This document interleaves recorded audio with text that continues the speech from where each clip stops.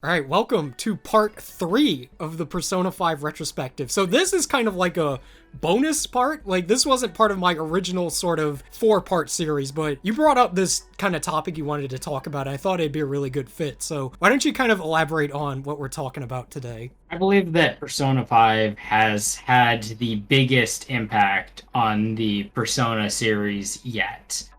I'd say that before Persona 5's release, Persona and the larger Megami Tensei series was something like an Earthbound level RPG in terms of popularity. Mm-hmm. Like it had this following behind it, and there was like this subculture. Yeah, like, people definitely knew about Persona. Like, before I had gotten into it, I kind of knew about, like, the characters and stuff, so it was, like, widespread enough. And I feel like after the release of Persona 5, Persona 5 in particular has elevated it to a point that it feels like where Final Fantasy was during the PS2 era, maybe even the Yeah. PS1 era. Yeah. Like when people think of a JRPG, they might be thinking about Persona 5. Yeah, it's kind of like a weird comparison, but you can almost think of it like the sort of JRPG of like the 90s and early 2000s, I guess, was like, that was Final Fantasy VII. Like, that's what people thought of. And I feel like now in like the, late 2010s into the 2020s, like, Persona 5 is the JRPG that, like, at least us kind of Westerners, like, that's what we think of. Yeah, and I feel like that has completely changed what the expectations are for the series. Oh, yeah. A game this big, they expect it to have a huge budget for the sequel. A game this big, they expect it to have this global appeal to it.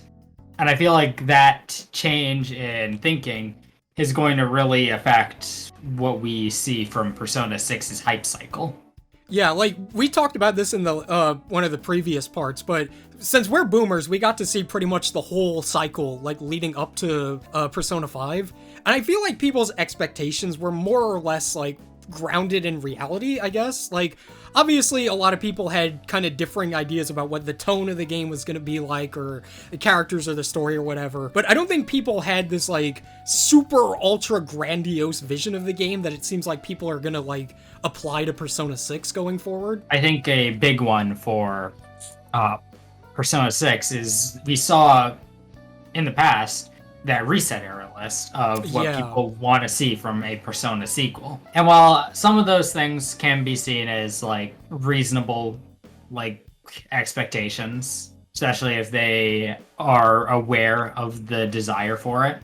Like I can see us getting a like gay love interest as one. Yeah. I can see them expanding on some of the relationship stuffs to like add a line or two during story scenes if you're in a relationship. Mm-hmm. I could see that. But expectations for it to be this like Western AAA kind of budget game with completely changed systems from before, I feel like that's a bit much. People expect a huge budget from Persona now, and with it going from the PS4 to presumably the PS5. Yeah. I'm pretty sure it'll get a PS4 release. I hope so. I would too, because, like, first of all, trying to get a PS5 is like an endeavor, and I also don't really want one.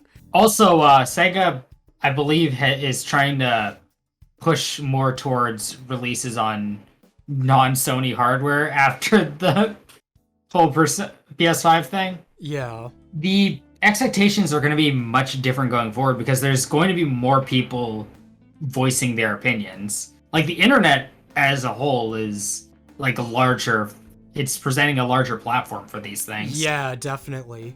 The entire cultural landscape has changed and people can more easily voice their opinions and their desires. And I think that that's going to cause a lot of like stirring of a pot, you know? Yeah, definitely. Like, for us, I think, like, we talked about this in the last part, but part of what made Persona 5 so exciting was that leap from, like, 3 and 4 going to 5. So I think for a lot of us, we kind of knew that, like, Persona 3 and 4, they're, like, amazing games, but they are kind of dinky, because, like, they're fucking PS2 games, right? They're built off of each other to the point where they just reuse Persona 3 maps for... Yeah. So a lot of the, like, the exciting shit about Persona 5, like, oh man, actual dungeons, like, oh, look at these menus. The stuff like that was like really exciting to us because it was kind of like a treat, you know? And now for like, I think a lot of the people who got into the series recently, that stuff doesn't seem as much like, oh man, it's kind of just what they expect. Yeah. So obviously I feel like Atlus is going to try to capture some of the style they had with Persona 5 going into Persona 6. Like, they aren't going to make their menus worse. People expecting another leap from Persona 4 to Persona 5. What is upward momentum from Persona 5 supposed to even look like? Yeah, because, like, Persona 5 is in this very unique situation where it really prioritized a particular style over just being, like, the newest, best-looking, realistic game. And so that's gonna make it age, like, way, way better than some of its contemporaries. And I think that another thing that Persona 5 does to make it really distinct in what it's doing is the entire gimmick of the game of the Phantom Thieves. Mm-hmm. Because of the roles the characters were playing, they were allowed to have more acrobatic dungeons or have a certain style and UI to everything.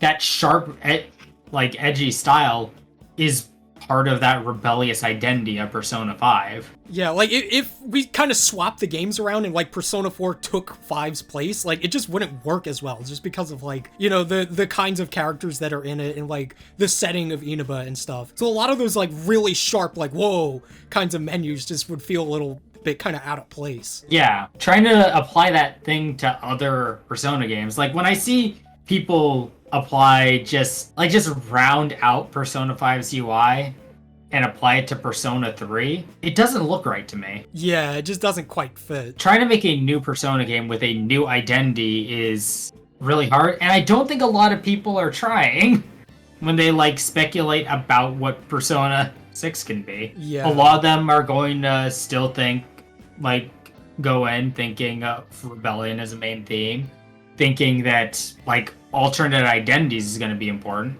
I think that, to an extent, Atlus might want to capitalize on those kinds of things.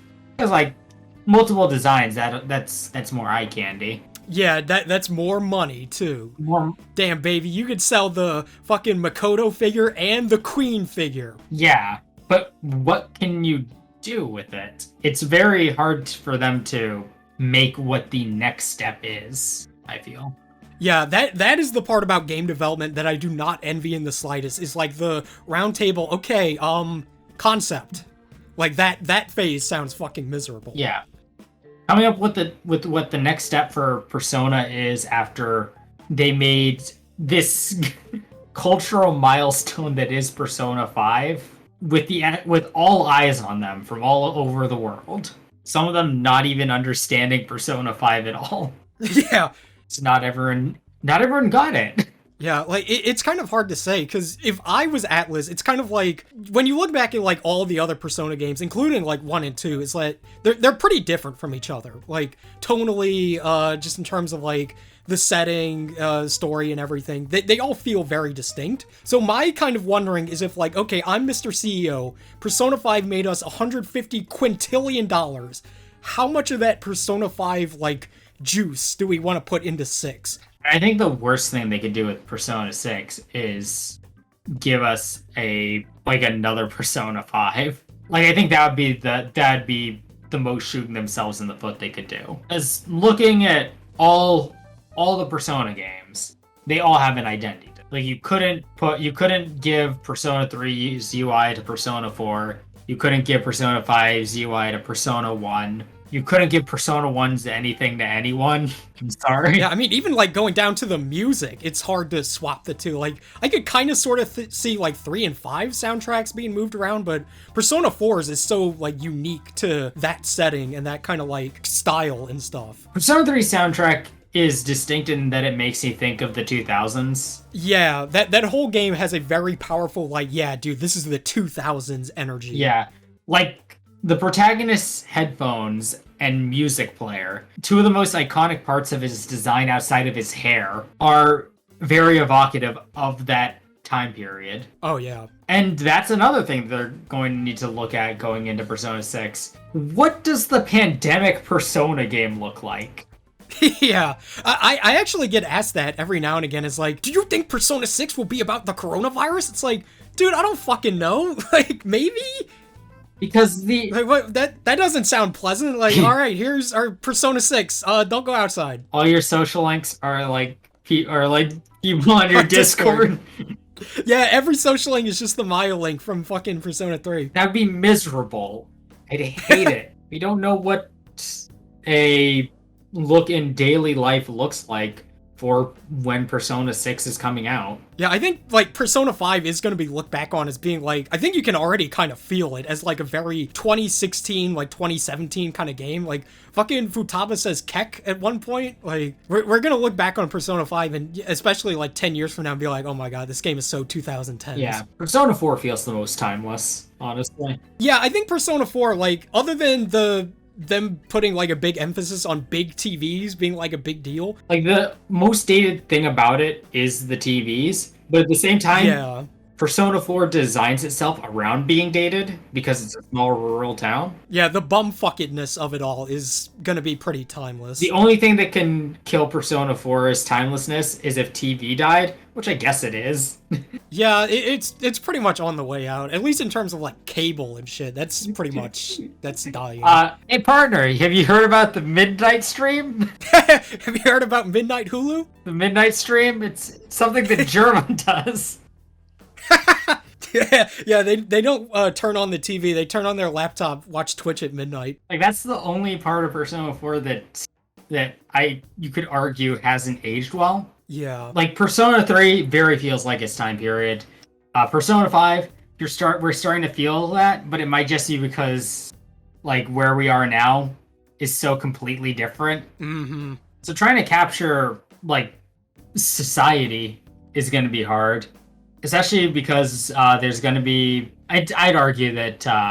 I feel like at this point, Alice kind of knows that people outside of Japan are playing their games.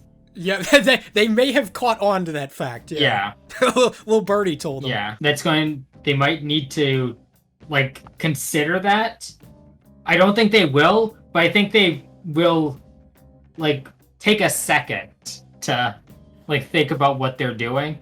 Yeah, I think that tiny little sprinkling of like more like Western like thinking, I guess I could see being applied, because like Catherine is a very Western feeling game in terms of its like characters and kind of its setting, even though it has like a super Japanese story and concept going on. Like those are definitely like American characters. Yeah, I can see I can't see them making decisions that feel Western, but I can see them cutting decisions that would be bad this time around. I think that we won't get a scene that consists of gay jokes, but I think we will get a scene where we go to a bathhouse again. Oh yeah, that's a timeless classic. I think that's going to be the one constant that we can't escape. I hope they put that in like the third trailer. Just to ease everybody's nerves, let them know. Don't worry, it's there. It's hard to compare where Persona is to games in their prime. Like outside of Final Fantasy XIV, I would say that Final Fantasy is no longer in its prime. Yeah, like I thoroughly enjoy Final Fantasy XIV, but yeah, it definitely feels like it's kind of one of those series that like it obviously makes money, because otherwise they wouldn't be doing anything with it, but it's like glory days are kind of past. Yeah, the release of a Final Fantasy game doesn't feel groundbreaking. It doesn't feel like have you seen the cutscenes in this? It's beautiful. It puts Pixar to shame. They look like real people. Not even they look like real people. This looks genuinely gorgeous. CG movies should look like this. Square Enix should make a movie, which is not something people say anymore. Whereas Atlas is in a position where this company that's much smaller than it feels, to the point where they are a subsidiary of Sega now because of it, how small they are. It feels like they have expectations to make something much bigger than they are capable of putting out, with their games needing to be culturally relevant in order for them to function as designed. My prediction for Persona 6 is that we will get another Inaba-like setting in order to avoid all the larger scale societal changes and way that we live our lives now in order to dial back and not have stuff like phones and social media be more dominant in the game. Yeah, I would very much appreciate it if they don't go down the Strikers route of like, here's phone, let's talk about him. But like, yeah, I could see that, like, something that has less to do with like society at large and something that's more kind of like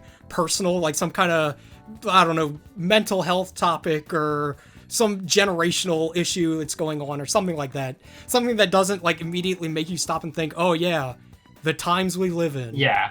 I think that's the smartest thing that they could do going into Persona 6. If I see a tall building, I'm gonna start sweating. Obviously, don't return to Inaba, but a town like Inaba. I think they could find a balance between like something like Tokyo and something that's like bumfuck Inaba. Something that's more like, you know, a smaller kind of Japanese city, I think would work. Yeah, like something like suburban. I think that would be a strong choice to make. I think going for that will be their smartest move. And I think that that's also how they can avoid overlapping with Persona 5. Yeah, I think that's a good way to kind of look at it, is that like Persona 3 was a very urban game. Like the location of Persona 3 is like, it's based on Odaiba in Japan, which is like an artificial island that they made. So that's a very like urban location. And then Persona 4 was Inaba, and then in 5 it was Tokyo. So I think kind of going from this pattern where it's like big city, small scale would work. It helps the game seem distinct and makes that way you don't feel like you're getting more of the same when you go to the next one. But of course, we aren't the ones making the games. That's just my